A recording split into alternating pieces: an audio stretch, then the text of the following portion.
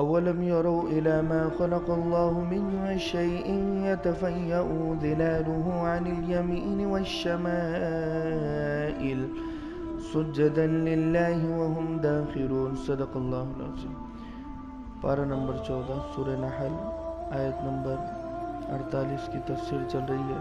اللہ تبارک و تعالیٰ فرماتا ہے کہ تم نے بہت ہی اہم یہ تفسیر ہے آج کی.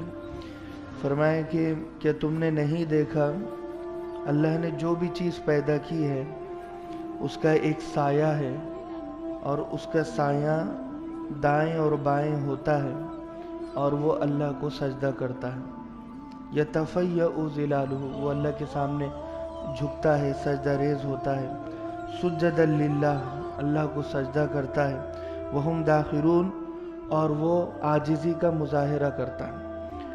یہاں مفسرین نے بہت ہی اچھی باتیں لکھی ہے کہ جیسے کوئی کافر ہے غیر مسلم ہے وہ غرور تکبر میں مبتلا ہے تو اللہ تبارک و تعالیٰ اس کے سائے کے ذریعے سے اسے جھکاتا ہے اسے عاجز کرتا ہے. غیر مسلم سورج کی پوجا کرتے ہیں پتھر کی پوجا کرتے ہیں وہ کسی اور کی پوجا کرتے ہیں لیکن ان کا جو سایہ ہے وہ سایہ اللہ کے سامنے سجدہ کرتا ہے. ہر انسان کا سایہ اللہ کے سامنے سجدہ کرتا ہے. اور اس کی دلیل یہ ہے کہ جب دوپہر کا وقت ہوتا ہے جیسے جیسے سورج چڑھتا ہے تو سایہ تھوڑا تھوڑا کھڑا ہوتا ہے. کھڑا سایہ ہونے کا مطلب یہ ہے کہ وہ قیام میں ہے. ابھی یہ ساری چیزیں قیام میں اور صرف انسان ہی نہیں ساری مخلوق غرض 18,000 مخلوق اللہ تبارک و تعالیٰ کے سامنے سجدہ ریز ہوتی ہے عبادت کرتی ہے کیونکہ وہ بھی اور ان کا سایہ بھی. ان کی عبادت ہم سے بہتر طریقے پر اس لیے بھی ہوتی ہے یعنی ہم سے یعنی کافروں سے بہتر طریقے پر کہ ان کا وجود اور ان کا سایہ دونوں بھی عبادت کرتے ہیں. جیسے مسلمان ہے ہمارا جسم بھی اللہ کو سجدہ کرتا ہے اور ہمارا سایہ بھی اللہ کو سجدہ کرتا ہے. اور یہ چیز اللہ نے ان لوگوں کے لیے رکھی تھی کہ اس کی قدرت کی نشانی کہ تم کتنے ہی متکبر اور مغرور بن جاؤ مگر تم پوجا کر رہے ہو کسی اور کی مگر تمہارا جو سایہ ہے وہ اللہ کے سامنے سجدہ ریز ہوتا ہے اللہ کے سامنے جھکتا ہے. تو 18,000 مخلوقات کم و بیش ہے ہر مخلوق اللہ کو سجدہ کرتی ہے. اور صرف ایسا نہیں ہے کہ صرف جاندار ہی سجدہ کرتے ہیں بلکہ آگے کی آیت سے بتایا گیا کہ جمادات بھی اللہ کو سجدہ کرتے ہیں. یعنی جو جمی ہوئی چیزیں ہوتی ہے جیسے پتھر ہے پہاڑ ہے اس کے علاوہ کنکر ہے ریزے ہے ذرات ہے یہ بھی ان میں شعور ہوتا ہے. حضرت شاہ صاحب رحمۃ اللہ علیہ لکھتے ہیں کہ ان تمام چیزوں میں اللہ نے شعور رکھا ہے اور یہ پورے شعور کے ساتھ اللہ کو سجدہ کرتے ہیں اللہ کی عبادت کرتے ہیں. ذرہ ذرہ پتہ پتہ چاہے وہ نباتات ہو جمادات ہو مخلوقات ہو جاندار ہو بے جان ہو یہ سارے ہی اللہ کے فرما بردار ہے. یہ اللہ کی قدرت کی بہت بڑی نشانی ہے.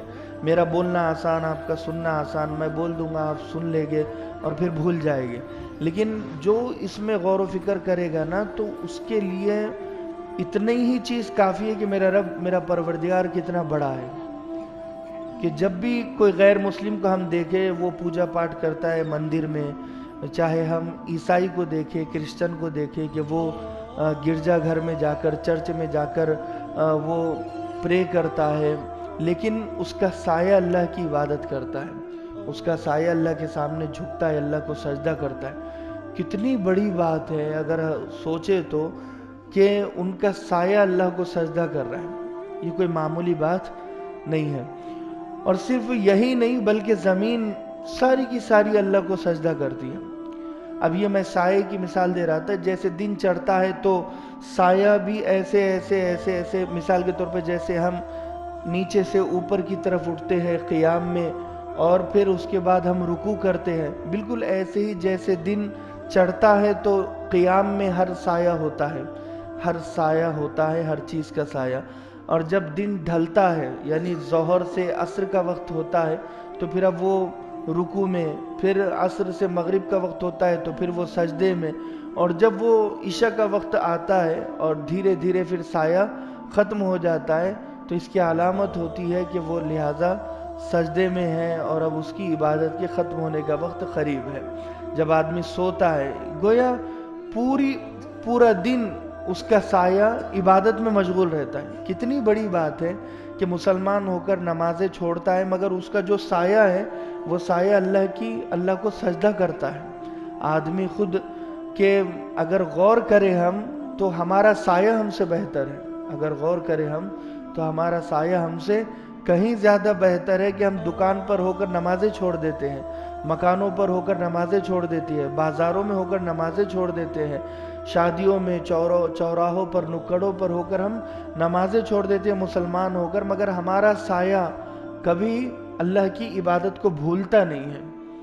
پیدا ہونے سے لے کر موت تک یہ مسلسل عبادت میں لگا ہوتا ہے یہ سایہ۔ تو اللہ تبارک و تعالیٰ کی قدرت کی بہت بڑی ایک نشانی ہے۔ تو فرمایا کہ سجدا للہ، یہ ساری چیزیں اللہ کو سجدہ کرتی ہے۔ اللہ کے نبی کے بارے میں بھی بہت سارے لوگ کہتے ہیں کہ اللہ کے نبی کا سایہ نہیں تھا، لیکن یہ غلط ہے۔ اللہ کے نبی صلی اللہ علیہ وسلم کا سایہ تھا، کہ جو لوگ یہ کہتے کہ اللہ کے نبی کا سایہ نہیں تھا ان کی یا تو علم میں کمی ہے یا تو فہم میں اور سمجھ میں کمی ہے، کیونکہ انسان کا سایہ ہوتا ہے۔ اللہ کے نبی صلی اللہ علیہ وسلم کی بھی سایہ تھا، اور اللہ کے نبی صلی اللہ علیہ وسلم کی احادیث مبارکہ سے یہ ساری چیزیں ثابت ہوتی ہیں۔ تو فرمایا کہ وہم داخرون، اور وہ عاجز ہوتے ہیں۔ اب یہ آگے آیت سجدہ ہے، اسی لیے میں اس کی تلاوت نہیں کروں گا لیکن اس کا ترجمہ کروں گا تو آپ سمجھ جائیں۔ فرمایا کہ ہر وہ چیز جو آسمانوں میں ہے، زمین میں ہے، اللہ کو سجدہ کرتی ہے۔ ہر چیز، آسمان بھی سجدہ کرتے اور آسمانی چیزیں بھی، یعنی چاند، سورج، ستارے، سیارے۔ زمین بھی سجدہ کرتی ہے، زمین کی چیزیں بھی۔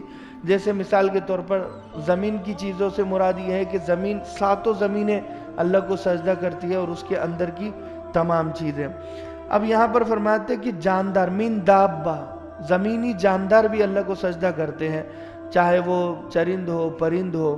حالانکہ یہ پہلی آیت سے ثابت ہو جاتا تھا، لیکن یہاں پر اللہ تبارک و تعالیٰ نے یہ ڈبل بیان کر دیا کہ کسی کو تشویش نہ ہو کہ سارے ہی ہم کو سجدہ کرتے ہیں، جاندار، بے جان، ہر چیز۔ والملائکہ، اور فرشتے بھی اللہ کو سجدہ کرتے ہیں، وہم لا یستکبرون، اور وہ تکبر اور غرور بھی نہیں کرتے ہیں۔ یخافون ربهم من فوقہم، وہ اپنے پروردگار سے ڈرتے ہیں جو ان کے سروں پر واقع ہے، جو رب ان کے اوپر ہے۔ فرمایا وَيَفْعَلُونَ مَا يُؤْمَرُونَ، اور وہ وہی کرتے ہیں جو اللہ تبارک و تعالیٰ انہیں کرنے کا حکم دیتا ہے۔